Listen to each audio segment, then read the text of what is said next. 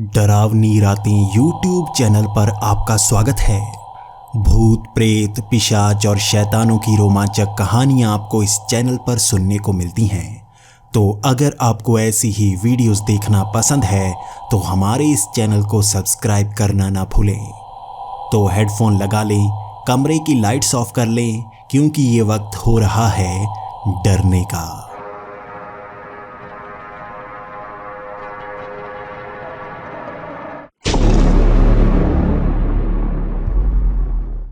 Hello दोस्तों, मेरा नाम अरबाज है और मैं यूनाइटेड स्टेट्स ऑफ अमेरिका में रहता हूँ। मेरी उम्र 25 साल है, लेकिन अभी तक मैंने कोई जॉब नहीं की है। मम्मी पापा मुझे कोई जॉब करने ही नहीं देते। हमारे परिवार का बहुत अच्छा काम है जिसमें कई ग्रोसरी शॉप्स और कई रेस्टोरेंट आते हैं। पैसे के मामले में हम काफ़ी अच्छे कहलाए जाते हैं। इसी कारण अब तक मैं जॉब नहीं कर पाया हूँ और पापा ने कहा है कि हमारा बिजनेस ही तुम संभालोगे। लेकिन फिर भी मैं कहीं पर जॉब करके अपने पैरों पर खुद खड़ा होना चाहता हूँ, लेकिन पापा ऐसा नहीं चाहते। आपको शायद पता नहीं होगा कि ज़्यादा पैसे होने की भी एक परेशानी होती है। आपके दोस्त कम बनते हैं, आप ज़्यादातर घर के अंदर ही रहते हैं, आप बाकियों से दूर रहते हैं क्योंकि सब लोग आपका फ़ायदा उठाने की कोशिश करते हैं। स्कूल से लेकर कॉलेज तक मेरा कोई दोस्त नहीं बना। मैं कोई भी गर्लफ्रेंड बना नहीं पाया और क्लब जाने मुझे पापा नहीं देते। इसी कारण मेरी ज़िंदगी अकेलेपन में बीतती जा रही है और मेरी उम्र बढ़ती जा रही है। मैं कहीं बाहर काम करना चाहता हूं जहां पर मेरे अच्छे दोस्त बन सकें, मैं उनके साथ मस्ती कर सकूं, लेकिन पापा ऐसा करने ही नहीं देते। मेरे पास पैसे की कोई कमी नहीं है और मेरे चाचा जी हमेशा ही जब भी यमन से आते हैं मेरे लिए कोई ना कोई गिफ्ट लेकर ही आते हैं। कभी कभी वो यहीं पर महंगे गिफ्ट खरीद लेते हैं और मुझे दे देते हैं। उन्हें पता है मुझे पुरानी चीज़ें बहुत ज़्यादा पसंद हैं और इस बार 25वें जन्मदिन पर उन्होंने मुझे एक लॉकेट दिया था। एक बड़ा सा लॉकेट जिसे गले में नहीं पहना जा सकता, लेकिन उसकी एक तरफ एक आईना लगा था और दूसरी तरफ थोड़ी सी मिट्टी जो कपड़े में बांधी हुई थी। मैंने उसे ज़रा सा खोल कर देखा और अलमारी में रख दिया। मैं अपने चाचा जी के गिफ्ट को हमेशा संभाल कर रखता हूँ क्योंकि वही मेरे लिए सबसे पसंदीदा गिफ्ट लेकर आते हैं। मैं इस गिफ्ट को समझ नहीं पाया था। उन्होंने इसे यहाँ पर एक ऑक्शन में खरीदा था। काफ़ी महंगी बोली लगी थी इस पर, लेकिन मुझे नहीं पता इसे महंगा क्यों बनाया गया है। ये तो एक पुरानी सी चीज़ है। काफ़ी दिनों तक अलमारी में रखने के बाद एक दिन मेरा मन हुआ उसे खोलकर देखूं, आखिर वो चीज़ क्या है उसमें जो इतना महंगा है और क्या उसे बेचना सही रहेगा। ये वक्त रात के 9 बजे का था और मैं खाना खाकर अपने कमरे में आ चुका था। मेरे हाथ में वो पुराना लॉकेट जिस पर नीले रंग के कुछ निशान बने हुए थे। उंगलियां फेरने पर वो थोड़े थोड़े ऊपर की तरफ उभरे हुए थे और महसूस हो पा रहे थे। मैं अपने बेड पर लेट गया। थोड़ी सी ठंड होने के कारण मैंने चादर अपने ऊपर ले ली और हाथ में पकड़े हुए मैं उसे घूरे जा रहा था। सबसे पहले तो उस पर की गई नक्काशी पर मेरा ध्यान पड़ा और मैं काफ़ी देर तक उसी तरफ देखता रहा। उसके बाद मैंने उस लॉकेट को खोला और देखा कपड़े में वो मिट्टी थी जिसे हाथ से दबाने से पता लग रहा था मिट्टी के सिवा उसमें और कुछ नहीं है। मैं मिट्टी वाले उस कपड़े को खोलना नहीं चाहता था, लेकिन उस कांच को देखने पर मुझे ऐसा लगा जैसे कोई अजीब सा कांच हो। भले ही उसे जितना भी साफ करो, लेकिन फिर भी वो पुराना सा ही लग रहा था। मैंने उसके अंदर देखने की कोशिश की। वहाँ मुझे अपना चेहरा नज़र नहीं आया, बल्कि सिर्फ आँख नज़र आई। ऐसा लग रहा था जैसे उस आईने में मेरी आँख थोड़ी बड़ी सी लग रही थी। शायद दूर की चीज़ों को वो नज़दीक दिखाता होगा, इसीलिए मुझे उसमें सिर्फ अपनी आँख ही दिखी। उसके बाद मैं काफ़ी देर तक उसे देखता रहा और मुझे अब एक किताब लेकर आनी थी क्योंकि इसे देखने के बाद मैं उसे पढ़ना चाहता था। मैंने उस लॉकेट को खुला ही एक तरफ रख दिया ताकि मैं बाद में देख पाऊँ और उसके बाद मैं किताबें ढूंढने लगा। जब मैं एक एक करके उस बुक शेल्फ से किताबें निकाल रहा था, तभी मुझे लगा जैसे आसपास से कोई आवाज़ आ रही हो। ये आवाज़ किसी लड़की की लग रही थी और दूर से आ रही आवाज़ मेरे कानों को जैसे चीर रही थी। मैं उस खिड़की के पास गया। मैंने पर्दा हटाया, बाहर देखने की कोशिश की। वहाँ कोई नहीं था। बल्कि बाहर तो काफ़ी अंधेरा था, फिर भी स्ट्रीट लैंप से ये नज़र आ रहा था कि वहाँ और कोई नहीं है, लेकिन उस लड़की की आवाज़ आती रही। यहाँ काफ़ी ठंड थी, मैं खिड़की खोलना नहीं चाहता था, लेकिन उस आवाज़ को मैं साफ सुनना चाहता था। मैंने उस खिड़की को खोला और वहाँ सिर्फ मुझे हवा की आवाज़ ही सुनाई दी। उस लड़की की आवाज़ अब नहीं आ रही थी। मैंने खिड़की को बंद कर दिया।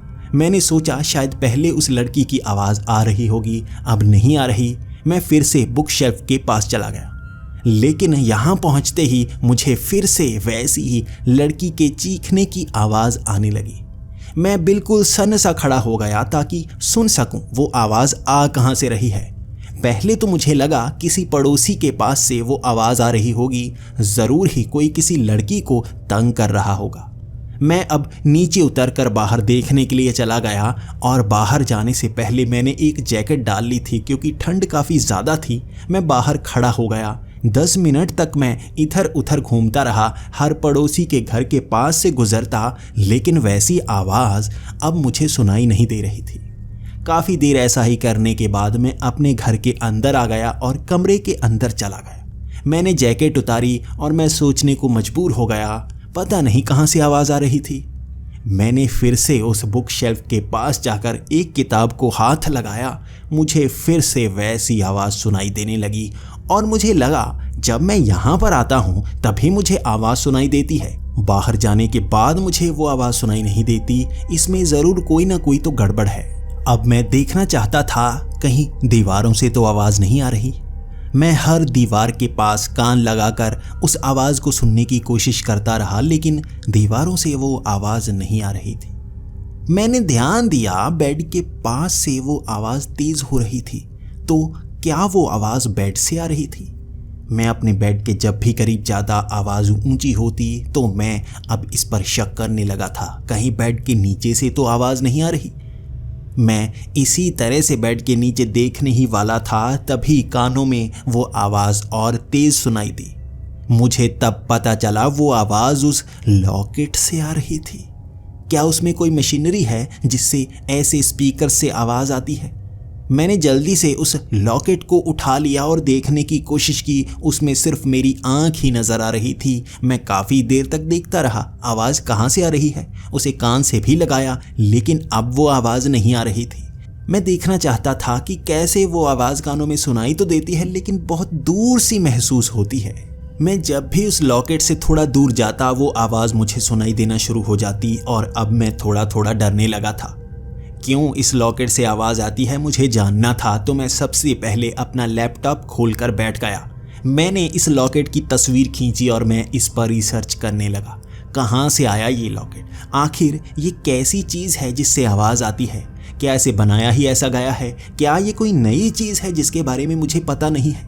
मैंने रिसर्च करना शुरू कर दिया और लगभग आधे घंटे बाद मुझे पता चला कि ये लॉकेट काफ़ी पुराना है और इसकी हिस्ट्री निकालने के बाद मेरे पैरों तले ज़मीन खिसक गई। इसे कैद करने वाला लॉकेट कहा जाता है। इस लॉकेट के अंदर जो कांच लगा हुआ है उसमें किसी को भी कैद किया जा सकता। मैं इन चीज़ों पर यकीन नहीं करता, लेकिन आवाज़ तो इसी के अंदर से आ रही है, तो यकीनन कोई ना कोई गड़बड़ तो है।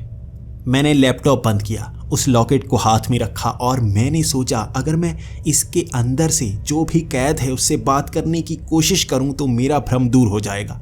अगर बात हुई तो सच में इसके अंदर कोई है।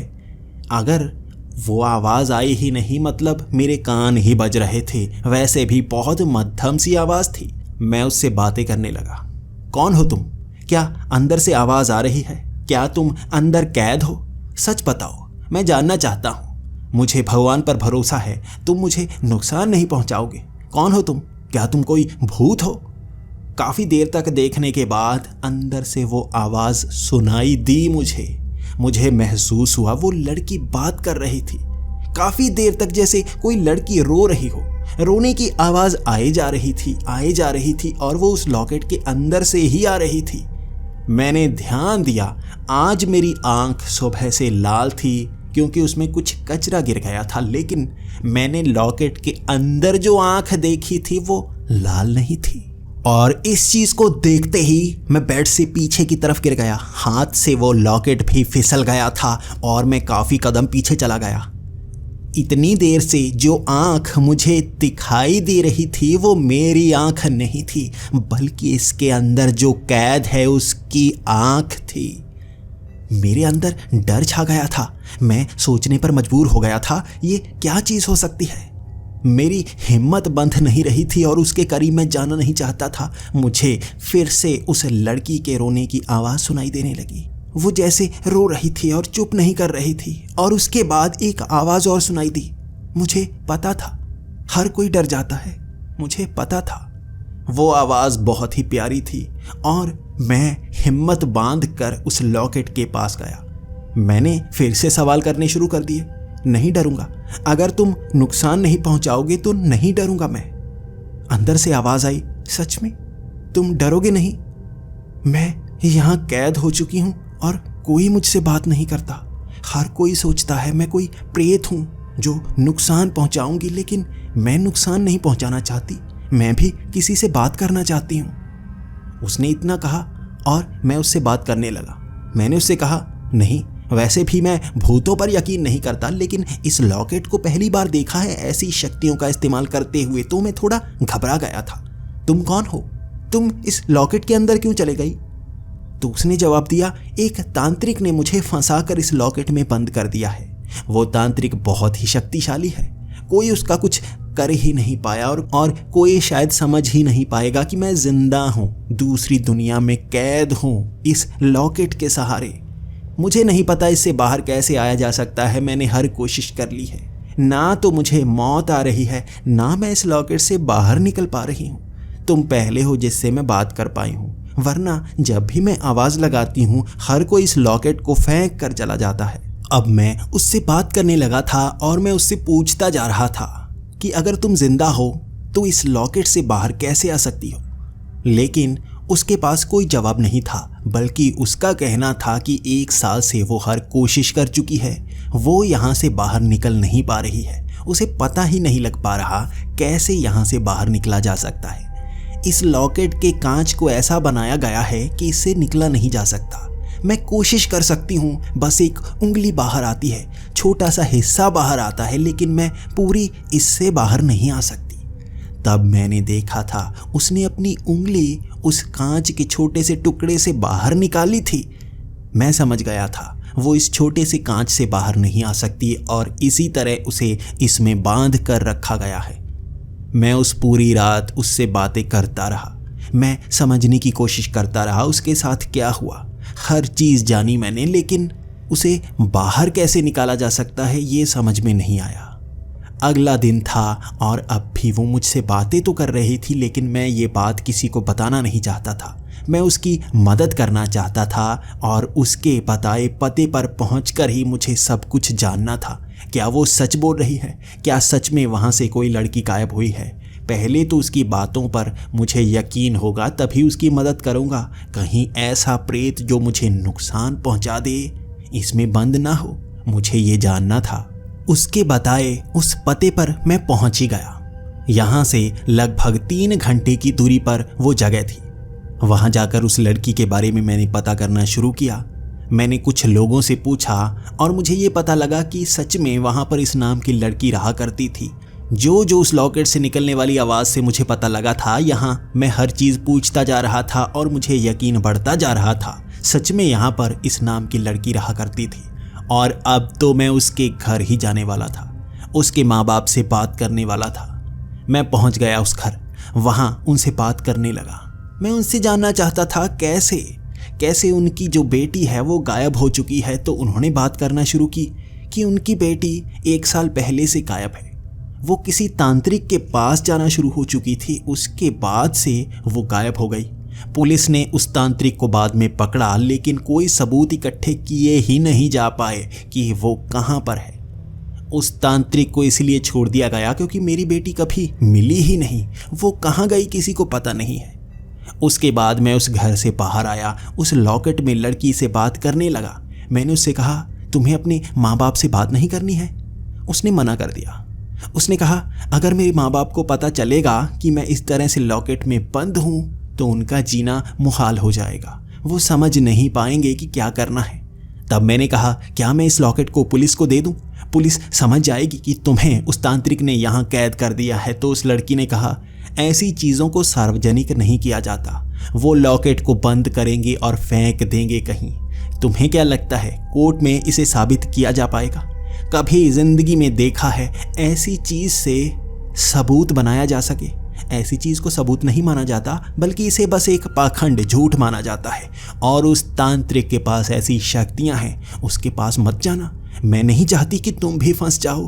तुम्हें अगर उसने कैद कर दिया तो मेरे पास और कोई नहीं होगा मदद के लिए, बल्कि तुम ढूंढो कोई रास्ता, मुझे बाहर निकालने का कोई रास्ता ढूंढो। कोई ना कोई तो होगा जो मेरी मदद कर सकेगा। मैं अब उस तांत्रिक को देखना भी चाहता था। मैं उस जगह पहुंचा जहां पर वो तांत्रिक रहा करता था। उसके आसपास काफ़ी देर तक घूमता रहा। मैं उसे शक नहीं होने देना चाहता था। ये एक वीरान सी जगह थी, खंडहर था। वहाँ पर कुछ लोग थे, इसलिए मेरा डर थोड़ा कम हुआ, क्योंकि उसने कई बार मुझे देख लिया था आसपास घूमते हुए। अगर वो पूरी तरह से खंडहर होती जगह जहाँ कोई नहीं आता जाता तो यकीनन उसे मुझ पर शक हो जाता, और अगर वो तांत्रिक इतना खतरनाक है तो मुझे नुकसान पहुँचा सकता है। वहाँ से मैं जल्दी से निकल आया। मुझे काफ़ी डर लग रहा था। अगर उस लड़की को वो इतनी आसानी से इस लॉकेट में कैद कर सकता है तो मुझे भी वो नुकसान पहुंचा सकता है। पुलिस भी कुछ नहीं कर पाएगी। मैं वहां से चुप करके निकल गया और सीधा घर आ गया। शाम का वक्त हो चुका था। अब मेरे पास करने को और कुछ नहीं था। मैं बेड पर लेटा उस लॉकेट को खोलकर उस लड़की से बातें किए जा रहा था। वो लड़की अब थोड़ा कम मायूस हो गई थी, क्योंकि उसे एक दोस्त मिल गया था। मैं उस पूरी रात उससे बातें करता रहा, उसके बारे में जानना चाहता था। वो भी मेरे बारे में बहुत कुछ जानना चाहती थी, क्योंकि पहली बार उससे किसी ने इस तरह से बात की थी। उसका कभी कोई बॉयफ्रेंड नहीं रहा था, और मैंने भी उससे कहा कि मेरी भी कभी कोई गर्लफ्रेंड नहीं रही है। हम बस बातें किए जा रहे थे। मैंने उसे बताया कि किस तरह से मैं काफ़ी अमीर हूँ, हमारे पास सब कुछ है, लेकिन इसी चीज़ का नुकसान होता है। मेरे पापा मुझे किसी और के साथ घूमने नहीं देते, दोस्त बनाने नहीं देते, कहीं और काम करने नहीं देते, क्योंकि वो लोग मेरी आदतें ख़राब कर सकते हैं। मेरे पापा बस मुझे बिजनेसमैन बनाना चाहते हैं, लेकिन मेरा मन नहीं है। मेरा मन अभी दोस्त बनाने का है, घूमने फिरने का है। अच्छे दोस्तों के साथ मैं पूरी दुनिया घूमना चाहता हूँ, क्योंकि काम में एक बार घुस जाने के बाद बाहर निकलने का रास्ता नहीं मिलता। मेरे पापा ऐसे ही हैं। वो बड़े बिजनेसमैन हैं। उन्होंने इतनी बड़ी एम्पायर खड़ी कर ली, लेकिन मैं उन्हें अमीर नहीं मानता। उनके पास तो समय ही नहीं है। वो समय खरीद ही नहीं सकते। भले ही उनके पास जितने पैसे हों, उनके पास हमें देने के लिए समय नहीं है। वो बस काम के लिए भागे रहते हैं। घर में कम रहते हैं, बाहर ज़्यादा रहते हैं। अगले दिन मैं सुबह जल्दी उठ गया। मैं अब उस लड़की की मदद करना चाहता था। कोई तो रास्ता होगा। सबसे पहले तो मैं अपने शहर में कई लोगों से मिलना शुरू हो गया। मैं ऐसे लोगों से मिल रहा था जो जादू टोना जानते हों, जो कार्ड रीडिंग जानते हों। ऐसे लोगों के पास कोई तो जवाब होगा। मैं पूरा दिन कई लोगों से मिला। वो इन चीज़ों के बारे में कम जानते थे और पाखंड ज़्यादा जानते थे।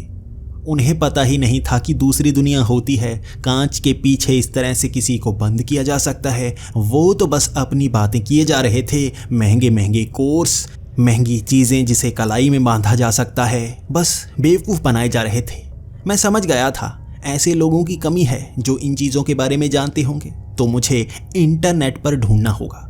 मैं लगभग दोपहर के 3 बजे घर आ गया था, और वो लॉकेट मैंने सामने रखा हुआ था।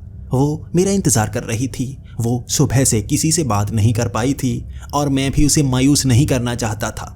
मैंने उसे कहा कि मैं कुछ लोगों की कांटेक्ट लेकर आया हूँ, इंटरनेट पर ढूंढूंगा, थोड़ी जानकारी पाऊंगा।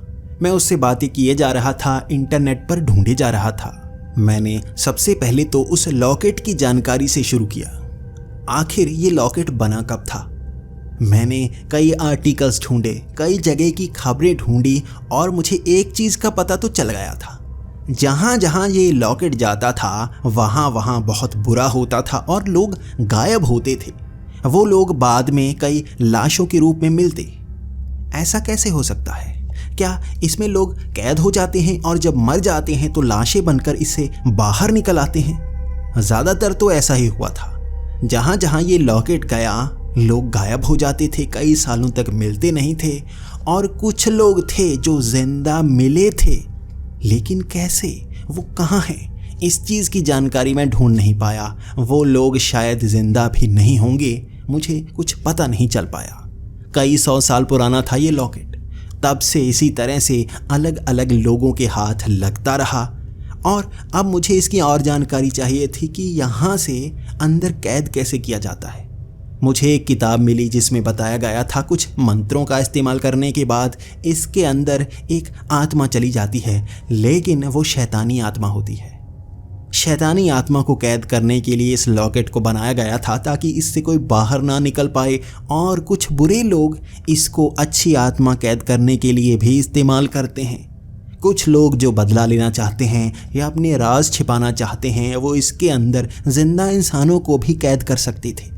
दूसरी दुनिया का पूरा दरवाज़ा नहीं खुलता, बस एक छोटा सा कमरा मिलता जिसके अंदर किसी को भी कैद किया जाता और वो दूसरी दुनिया में फंसा रहता। हमारी इस दुनिया में उसे कभी ढूंढा नहीं जा पाता। एक आत्मा को कभी कैद नहीं किया जा सकता, इसीलिए जब उसकी मौत उस दुनिया में होती है तो शरीर इस दुनिया में अपने आप आ जाता है। लेकिन मैं नहीं चाहता था उस लड़की की मौत हो और वो इस दुनिया में आए। मैं उसे जिंदा इस दुनिया में लाना चाहता था। उस किताब के कई मंत्र थे कैद करने के लिए, कई मंत्र थे सही से इस्तेमाल करने के लिए, लेकिन कोई मंत्र ऐसा नहीं था जो इससे बाहर निकाल पाता। तब मैं उस किताब को पढ़ता गया और जानकारी पाने की कोशिश करता रहा, और अंत में मुझे पता चला कांच से बाहर आया जा सकता है अगर हम अपने शरीर को पूरा जोर लगाकर उसे बाहर निकालें, लेकिन उसके लिए कांच का आकार बड़ा होना बहुत ही ज़रूरी है। इसी तरह की और भी चीज़ें हैं जिसमें ऐसे कांच को इस्तेमाल किया गया है, और इसका जुड़ाव उस कांच से करने के बाद ही रास्ता बड़ा होगा। शायद तभी वो लड़की यहाँ से बाहर निकल पाएगी। एक ऐसा बक्सा भी मौजूद है जिसका साइज़ 1 बाय 1 है, 1 फुट चौड़ा, 1 फुट लंबा। अगर इस छोटे से लॉकेट को उस बक्से के अंदर रख दिया जाए, एक कपड़े से बांधकर, जैसे मिट्टी को इसमें बांध कर रखा गया है, उसके बाद इस कांच की शक्ति उस कांच में चली जाएगी, उसका आकार बड़ा हो जाएगा। शायद 1 बाय 1 के साइज से वो लड़की निकल आए अगर उसके कंधे थोड़े मुड़े हों। मुझे लगा शायद इतने छोटे आकार से भी निकला जा सकता है, और मैं उस बक्से को ढूंढने में लग गया। उसे भी इस लॉकेट के साथ ही बनाया गया था, और वो किस्मत से हमारे इस शहर में था। एक अमीर आदमी ने उसे भी खरीद रखा था और अपने एक कलेक्शन में रखा हुआ था। ये कलेक्शन उसके घर में था, और रविवार के दिन वो लोगों को उसे देखने का मौका भी देता। लगभग 2 दिन तक इंतज़ार करने के बाद रविवार भी आ ही गया, और मैं सबसे पहले उस जगह पर पहुंच गया था। उस आदमी का घर बहुत ही बड़ा था और उसे बहुत सुंदर तरीके से बनाया गया था। एक कमरे में उसने अपना कलेक्शन रखा हुआ था, और मेरी नज़र बस उस बक्से की तरफ थी। मैं उस बक्से के आसपास बार बार मंडराता जा रहा था, और धीरे धीरे वहाँ लोगों की भीड़ लगना शुरू हो चुकी थी। वो आदमी शायद अब तक उठा नहीं था, लेकिन मैं इंतज़ार किए जा रहा था कब वो नीचे आता, मैं उससे बात करता। मैं किसी और को इस बक्से को ख़रीदने नहीं देना चाहता था, और वैसे भी ये बक्सा अगर किसी के पास पहुंचता भी, उससे भी मुझे लेना ही होता। मैं काफ़ी देर तक इंतज़ार करता रहा, और लगभग 11 बजे के करीब वो आदमी भी नीचे आ ही गया। सब लोग ताली बजाकर उसका स्वागत करने लगे। उसके बाद कलेक्शन के बारे में बातें होनी शुरू हो गई। मैं बार बार उस बक्से के आसपास ही मंडरा रहा था, तो वो चलकर मेरे पास आया और बात करने लगा।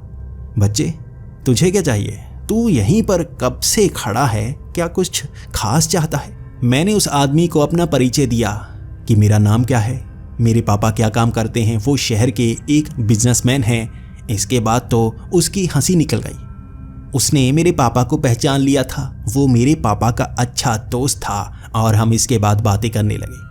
उसने एक ख़ास चीज़ नोटिस की थी कि मैं इस बक्से के आसपास घूम रहा हूँ, तो उसने पूछ ही लिया, तुम्हें ये बक्सा चाहिए ना? मुझे पता है तुम्हारी नज़र इस पर है, मुझे नहीं पता क्यों, लेकिन तुम्हें ये बक्सा चाहिए तो तुम ले जा सकते हो, कोई बात नहीं। मैंने उससे पैसों की बात की लेकिन वो पैसे भी नहीं लेना चाहता था। उसने कहा ये बक्सा उसने पिछले साल ही खरीदा था। तब से उसे लग रहा था शायद उसने गलती कर दी है, और वैसे भी ये ज़्यादा महंगा नहीं है, देखने में काफ़ी पुराना लग रहा था। उसने रिसर्च की, ये है तो पुराना लेकिन इसकी डिमांड नहीं है, अगर मैं ले जाना चाहता हूँ तो ले जा सकता हूँ। उसके बाद मैंने उससे कहा ये देखो मेरे पास लॉकेट भी है, मैं इसीलिए ऐसा कलेक्शन इकट्ठा कर रहा हूँ ताकि घर में मैं भी पूरा एक कमरा बना सकूँ। उससे बात करने के बाद उसने वो बक्सा मुझे दे दिया था और मेरी खुशी का ठिकाना नहीं था। मैंने उस बक्से को एक बैग में डाला और घर की तरफ निकल पड़ा। मेरे चेहरे पर मुस्कान थी, मैं खुश था। आखिर आज मैं उसे बचा पाऊंगा। इस छोटे से बक्से के आकार से शायद वो बाहर निकल पाए और मैं उसे बचा पाऊं। जैसे ही मैं घर पहुंचा, मेरे पापा पहले ही घर आ चुके थे। वो मुझसे पूछने लगे कि मैं उनके घर क्यों गया था। वो उनके दोस्त थे। मैंने उन्हें सब कुछ बता दिया कि मैं एक कलेक्शन बना रहा हूँ, घर में चीज़ें इकट्ठा करता हूँ, इसीलिए उनके पास गया था। पापा खुश थे कि मैं अच्छे लोगों से मिल रहा हूँ और मैं उस बक्से को लेकर अपने कमरे तक पहुँच आया। मैंने वैसा ही किया, एक कपड़े में उस लॉकेट को लपेटा और उस लॉकेट को बक्से के अंदर रख दिया, बक्सा बंद कर दिया।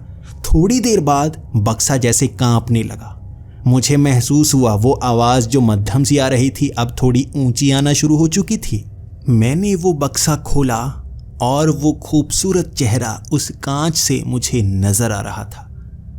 मैं देख पा रहा था उस लड़की का चेहरा कैसा था और मैं तस्वीरों से उसे पहचान गया था। ये वही लड़की थी जो वहां से गायब हो चुकी थी। यकीनन उसे इस बक्से के अंदर कैद कर लिया गया था। अब मैं उसे कहने लगा कि कोशिश करो, इससे बाहर आया जा सकता है। उसने अपना सर तो निकाला लेकिन उसका शरीर इससे बाहर नहीं आ सकता था। वो कोशिश करती रही। उसने अपने कंधे को खींचकर भी इससे निकलने की पूरी कोशिश की लेकिन इस छोटे से बक्से से इतना बड़ा शरीर बाहर नहीं आ सकता था। मुझे अपनी गलती का एहसास होने लगा। लेकिन वो लड़की बहुत खुश थी। उसने कहा वो थोड़ी सी बाहर आ सकती है, बाहर की दुनिया को देख सकती है, वो इसमें खुश है। मैं थोड़ा मायूस था। मेरी एक दोस्त बनी थी जो अब दूसरी दुनिया में कैद थी और मेरे पास एक आखिरी रास्ता था उसे बाहर निकालने का, और वो भी शायद कामयाब नहीं हुआ था। हर कोशिश के बाद मैं तो मायूस बैठा था लेकिन उसके चेहरे पर एक मुस्कान थी। उसने कहा मुझे तुम पर यकीन है, कोई तो रास्ता मिल ही जाएगा। अगर नहीं मिलेगा तो मैं इससे बहुत खुश हूँ। मैं दुनिया देख सकती हूँ, तुम्हारे साथ घूम सकती हूँ। तुम मुझे दुनिया घुमाओगे ना, मेरे साथ हमेशा रहोगे ना। मैंने उससे वादा तो कर दिया था लेकिन अब मैं और क्या करता। उस रात मैं लैपटॉप खोलकर बैठा रहा। मैं जानना चाहता था क्या इसके बाद कुछ किया जा सकता है। इस कांच का आकार बड़ा किया जा सकता है। क्या मैं इससे बड़ा कांच चिपका दूं तो रास्ता बन सकता है। मैंने हर तरफ रिसर्च की और मुझे कुछ पता नहीं चल पाया। दोबारा से उस किताब के एक पन्ने तक पहुंचा जिसके शब्दों को सही से मैं समझ नहीं पा रहा था। अगर इस छोटे बक्से में लॉकेट को रखा जाए तो इसमें वो शक्ति आ जाती है, और ये जो बड़ा बक्सा है ये एक ड्रेसिंग टेबल का हिस्सा है। उसके अंदर इस बक्से को रखा जाता था। ये 3 हिस्सों में बना हुआ एक पुराना यंत्र है और इस चीज़ ने मेरी आंखें चमका दी। वो ड्रेसिंग टेबल कहीं ना कहीं तो मौजूद होगा। वो ड्रेसिंग टेबल यकीनन उसकी मदद से इस कांच को और बड़ा किया जा सकता है। इस बक्से को भी अब हम कपड़े से बांधकर उसके अंदर रख दें तो उसके बड़े कांच का इस्तेमाल किया जा सकता है और उस बड़े कांच से निकलने में कोई परेशानी नहीं होने वाली। मैंने हर रिसर्च करनी शुरू कर दी थी। आखिर उस बड़े ड्रेसिंग टेबल को कहाँ पर ढूंढा जा सकता है। हमारे शहर में ऑक्शन हुआ था और वहाँ पर यह ड्रेसिंग टेबल बेचा गया था। कल सुबह मुझे यही पता करना था। मैं पहुंच गया सुबह ही उस जगह पर जहां से उस टेबल को बेचा गया था। मैं उस नाम को जानना चाहता था जिसने उसे खरीदा था ताकि मैं उससे उस चीज़ को खरीद पाता। मैंने नाम पता किया और मैं उस एड्रेस की तरफ निकल पड़ा, लेकिन मेरे पैरों तले ज़मीन खिसक गई जब मुझे पता चला ये उस तांत्रिक का नाम था। उस तांत्रिक ने भी एक वेयर हाउस बनाया हुआ था जहां पर वो ऐसी पुरानी जादुई चीज़ों को संभाल कर रखता था। मुझे अब उसी जगह पर जाना था। जब वो तांत्रिक वहाँ से कहीं दूर हो तब उस वेयरहाउस में घुसकर मैं उस आईने का इस्तेमाल कर सकता हूँ, उस ड्रेसिंग टेबल का इस्तेमाल कर सकता हूँ और इस लड़की को बाहर निकालने के बाद हम वहाँ से खिसक लेंगे। यही मेरा प्लान था और ये रात का वक्त होने वाला था। आज रात हमें ऐसा करना होगा और मैं पहले ही वहाँ पहुँचकर ये देखने में लग गया कि क्या वो तांत्रिक यहाँ से इधर उधर होता है। लगभग 8 बजे के करीब उसे फ़ोन करके कहीं और पहुंचा दिया गया। उसे वहां पर बुलाया गया क्योंकि उसे एक काम देना था। ये मैंने एक दोस्त से करवाया था और वो तांत्रिक लगभग 8 बजे वहां से निकल गया। मैं जल्दी जल्दी उस वेयरहाउस में घुसना चाहता था और उसका ताला तोड़ने में काफ़ी समय लग रहा था। उसका ताला तोड़े बिना अंदर जाया नहीं जा सकता था और बिना अंदर जाए मैं अपनी उस दोस्त को बाहर निकाल नहीं सकता था। लगभग 25 मिनट की मेहनत के बाद मैं उस ताले को तोड़ पाया था और मेरी दोस्त खुश थी। वो काफ़ी करीब पहुंच आए थे। अब हमें बस उस ड्रेसिंग टेबल को ढूंढना था। वहाँ बहुत सारा पुराना सामान पड़ा था। वो यहाँ वहाँ फेंका गया था, लेकिन सामने कपड़े से ढका था वो ड्रेसिंग टेबल ही था। जल्दी से मैंने उस पर से वो कपड़ा हटाया, लाइट जलाई और उस कांच से मुझे कुछ एहसास हो रहा था। मुझे वहाँ पर लग रहा था ये कांच कुछ करेगा। मैंने जल्दी से उस बक्से को कपड़े से बांधने की कोशिश की और मैं आखिरी बार उस लड़की से बात करना चाहता था। मैंने उससे कहा कि मैं तुम्हें आज बाहर निकालने वाला हूँ। तुम मुझे बाहर निकलकर भूल तो नहीं जाओगी ना? कहीं मुझसे दूर तो नहीं चली जाओगी ना? हमेशा मेरी दोस्त बनकर रहोगी, मुझसे बात करोगी ना? वो मेरी हाँ में हाँ मिला रही थी, बल्कि वो तो रोने लगी थी। वो अपने परिवार से मिलना चाहती थी। वो मुझे अपना पक्का दोस्त मान रही थी। मुझे खुशी हुई। उसके बाद उस बक्से को मैंने कपड़े से बांध दिया और उस ड्रेसिंग टेबल का एक ड्रॉर खोला। उसके अंदर उस कपड़े को भी रख दिया और मैं उसे बंद कर रहा था, लेकिन काफ़ी देर तक वहाँ कुछ नहीं हुआ। मैं दोबारा अपने लैपटॉप से रिसर्च कर रहा था वहीं बैठे बैठे कि ये काम क्यों नहीं कर रहा है। तब मैं दोबारा वहाँ अलग अलग पन्नों को पढ़ता जा रहा था और काफ़ी पढ़ने के बाद मुझे वो मंत्र मिले जिनका उच्चारण करने के बाद ही इससे वो शक्ति का प्रवाह होता कि रास्ता बन पाता, वो पूरा रास्ता जिससे इंसानी शरीर इधर उधर हो सकता है। मैंने वो मंत्र पढ़ने शुरू कर दिए, लेकिन तभी आवाज़ आ रही थी बाहर से। किसी के चलने की आवाज़ थी वो। मैं जान गया था वो तांत्रिक यहाँ आ चुका है और कुछ ही समय बचा है। मैं जल्दी जल्दी वो मंत्र पढ़ने लगा और तभी बाहर से वो चलने की आवाज़ भागने की आवाज़ में बदल चुकी थी। वो जल्दी से भागकर अंदर आना चाहता था और मैं मंत्रों को पूरा करना चाहता था। वो 4 लाइनों का मंत्र मेरे ज़ुबान से जैसे तेज़ी से फिसलता जा रहा था। मैं उन मंत्रों को पढ़ता जा रहा था और वो भागने की आवाज़ तेज़ होती जा रही थी, ऊंची होती जा रही थी। वो अब इस वेयरहाउस के अंदर घुसना चाहता था। मैंने उन मंत्रों को पूरा कर लिया और देखा वो तांत्रिक भी वहाँ पहुँच आया था। उसके बाद मैंने वो परछाई देखी उस कांच में। वो लड़की पूरी नज़र आ रही थी, लेकिन वो कोशिश कर रही थी कांच से निकलने की। वो कांच से निकल नहीं पा रही थी। वो तांत्रिक वहीं पर खड़ा था। मुझे उस लड़की ने कहा, तुम्हें अपना हाथ देना होगा, तुम्हें इस कांच के इस तरफ हाथ देना होगा, तभी तुम खींच कर मुझे बाहर निकाल पाओगे। लेकिन तभी वहाँ तांत्रिक की आवाज़ आई, ए बच्चे, ये गलती मत कर, तुझे फंसाया जा रहा है, तुझे फंसाया जा रहा है, ये गलती मत करना। अब मैं डरने सा लगा था। मुझे उस लड़की पर भी शक सा होने लगा था। वो मुझे अंदर क्यों बुलाना चाहती है? वो तांत्रिक अब भी आवाज़ें लगा रहा था, बच्चे गलती मत करना, तू भी उस लड़की की तरह फंस जाएगा। तब मैंने उस तांत्रिक से सवाल किए, किस तरह से? तुमने उस लड़की को उस लॉकेट में बंद कर दिया, तुमने उसे मारने की कोशिश की, लेकिन वो अब भी उस दुनिया में जिंदा है। मैं उसे बचाने का रास्ता ढूंढ पाया हूँ। तो उस तांत्रिक ने कहा, तुझे क्या पता? उस लड़की को मैंने नहीं, खुद उसकी गलती ने वहाँ पहुँचाया है। तेरी तरह वो भी एक लड़के की आवाज़ सुनकर उस लॉकेट को और आगे तक ले जाती रही। उसने उस बक्से में डाला उसने इस ड्रेसिंग टेबल में डाला। इससे पहले कई बार ये गलतियां लोग कर चुके हैं और उस दुनिया में जा चुके हैं। ये लड़की अब अपनी गलती के कारण वहाँ है, ये बाहर नहीं आ पाएगी। और जो लड़की तुझे वो बुला रही है ये वो नहीं है। ये शैतान कभी कैदी को सामने दिखने ही नहीं देता।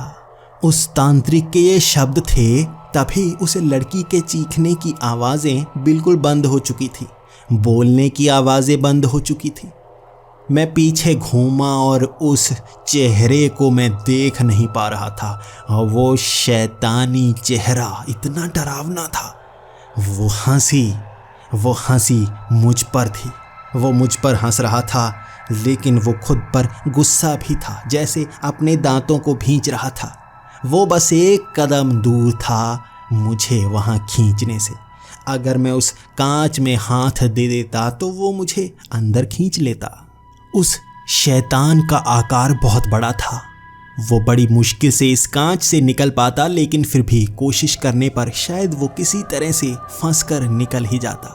अगर मैं उसे हाथ देता तो मुझे नहीं पता वो मुझे अपने अंदर खींच लेता या खुद बाहर आ जाता। वो तांत्रिक कह रहा था, ये शैतान पिछली बार बाहर नहीं आ पाया, इस बार आ जाएगा। इस शैतान को बाहर नहीं निकालना है। मैं सोचने पर मजबूर हो गया था। क्या करूं मैं? क्या उस लड़की की मदद करूं या इस ड्रेसिंग टेबल से ड्रॉर खोलकर उस बक्से को बाहर निकाल दूं और यहां पर अंत हो जाएगा? लेकिन उस लड़की को मैं बचा नहीं पाऊंगा। क्या करना चाहिए मुझे? तभी मेरा दिमाग पता नहीं कैसे काम किया। मैंने एक पत्थर उठाया और उस कांच को ऊपर से तोड़ दिया। मैंने आधा कांच तोड़ दिया था और वो तांत्रिक वहीं हैरान परेशान खड़ा था कि मैं कर क्या रहा हूं। उस कांच को तोड़ने के बाद नीचे छोटा सा हिस्सा बचा था और वो पतली सी लड़की उससे निकल सकती थी। मैंने उस कांच में हाथ डाल दिया। ये मेरी हिम्मत थी। मैं देख पा रहा था शैतान उस तरफ था। उस शैतान ने मेरे हाथ को पकड़ा। मेरे हाथ में उसने नाखून गड़ा लिए थे, लेकिन मैंने दूसरा हाथ भी अंदर दे दिया। वो इस छोटे से रास्ते से मुझे बाहर नहीं खींच सकता था। मैंने पूरा जोर लगाया, उसे धक्का देने की कोशिश की, लेकिन वो शैतान सच में शक्तिशाली था। मेरे एक हाथ में उस लड़की का हाथ भी आ गया जो उस शैतान के पीछे थी। मैंने एक हाथ के सहारे किसी तरह से उसे आधा बाहर कर लिया और उस तांत्रिक ने भी मेरी मदद करना शुरू कर दी। हमने किसी तरह से उस लड़की को खींच लिया था और वो शैतान मुझे उस कांच के अंदर खींचना चाहता था। इतने छोटे हिस्से से मुझे अंदर नहीं खींचा जा सकता था, लेकिन इतने छोटे हिस्से से वो पतली सी लड़की ज़रूर बाहर आ गई। उस शैतान की हर कोशिश के बाद भी मुझे अंदर खींचा नहीं जा पा रहा था। और इसके बाद तो उस तांत्रिक ने बाकी कांच के हिस्से को भी तोड़ दिया। मेरे हाथों का छोटा सा हिस्सा ही कांच के अंदर था, जो उन कांच के छोटे छोटे टुकड़ों को संभाले हुए था। उस शैतान ने कोशिश तो बहुत की थी, लेकिन अब मैंने किसी तरह से अपने हाथ भी बाहर निकाल लिए और वो छोटे छोटे कांच के टुकड़े भी नीचे गिर गए। अब आवाज़ उस ड्रेसिंग टेबल से नहीं, बल्कि उसके अंदर उस रखे बक्से से आ रही थी। मैंने उस बक्से को खोला, उसके अंदर से लॉकेट भी निकाल लिया और उस बक्से से आवाज़ आना भी बंद हो गई। अब वो आवाज़ बस लॉकेट से आ रही थी। मैंने पत्थर से लॉकेट का कांच तोड़ने की कोशिश, लेकिन उसका कांच तोड़ा नहीं जा सकता था। हर कोशिश के बाद भी ऐसा नहीं हुआ और तांत्रिक ने कहा, बस यही नहीं हो सकता है। तुम उस ड्रेसिंग टेबल के कांच को तोड़ पाए और बक्से के कांच को भी तोड़ पाते अगर इस लॉकेट को उसके अंदर रखा होता। बस इसी तरह से ये तोड़ा जा सकता है, लेकिन इस लॉकेट को कैसे तोड़ा जाए ये मैं भी कभी पता नहीं कर पाया, और बच्चे तू भी इसे तोड़ नहीं पाएगा। मैं ये कोशिश कर चुका हूँ। उसके बाद उस तांत्रिक ने कहा कि वो इस लॉकेट को संभाल कर रखेगा। मैं इस बक्से को ले जा सकता हूँ। मैंने बक्सा भी वहीं पर छोड़ दिया, क्योंकि मैं जानता था अब उस शैतान के निकलने का रास्ता मैं बंद कर चुका हूँ। कोई तरीका नहीं है कि वो अब हमारी दुनिया में आ सके या किसी को अपनी दुनिया में बुला सके। उस लड़की के साथ मैं उस वेयरहाउस से बाहर आ गया था और उसे घर छोड़ना था। वो काफ़ी कमज़ोर सी नज़र आ रही थी, लेकिन मैं उससे बातें करता रहा। वो एक अनजान की तरह बातें कर रही थी। ये वो नहीं थी जिससे मैंने इतने दिन बात की थी। मेरी दोस्त ये नहीं थी, बस ये चेहरा था, ये आवाज़ थी। इसने तो मेरी सब बातें सुनी थी, लेकिन जवाब ये नहीं दे रही थी, बल्कि वो शैतान दे रहा था। उसको मैंने उस दिन घर छोड़ दिया था। पुलिस में भी ये रिपोर्ट लिखवाई कि ये लड़की कैलिफोर्निया चली गई थी, घर वालों से गुस्सा होकर। हम किसी को ये बता नहीं सकते थे कि उसके साथ क्या हुआ, और पुलिस ने जो केस तांत्रिक पर कर रखा था वो भी बंद कर दिया गया। ये केस को सुलझा माना गया और उसके घर वाले हमेशा पूछते रहे कि उनसे गलती क्या हुई थी, ये लड़की इतनी दूर चली गई। मैं भी उन्हें कुछ बता नहीं सकता था और हमने बातें घुमा कर ही ख़त्म कर दी। वो लड़की मुझे विदा कर रही थी और मैं उससे दूर नहीं जाना चाहता था। मेरी दोस्त वैसी ही थी। शायद मैं एक शैतान को दोस्त बना पाया था। उससे विदा लेते वक्त मन जैसे ठहरा जा रहा था। मेरे कदम पीछे हट रहे थे। मैं चाह रहा था एक आवाज़ तो दे दे वो, लेकिन उसने कोई आवाज़ नहीं दी। मैं अपनी गाड़ी में बैठ गया और उसके बाद पीछे से एक आवाज़ आई। उसकी आवाज़ थी, फ़ोन ज़रूर करना, मुझसे बात ज़रूर करना। तुम्हारी बातें तो बहुत सुनी है मैंने, अब कुछ मेरी बातें भी सुन लेना। मेरे चेहरे पर मुस्कान आ गई थी। मैं अंदर से खुश हो गया था। भले ही ये वो नहीं थी जिससे मैं दोस्ती कर चुका था, लेकिन वो तो मुझसे दोस्ती कर ही चुकी थी, मेरी बातें सुन चुकी थी। उसका कहना था कि जब से वो बंद थी किसी ने उससे बात नहीं की थी, किसी ने कोई शब्द तक नहीं सुनाए थे। वो शैतान हमेशा चुप रहता। तुम्हारे वो शब्द थे जो मैं वहाँ सुना करती थी। मुझे लगता था शायद तुम भी इस दुनिया में फंस जाओगे। मुझे लगता था शायद तुम मेरी मदद कर दोगे।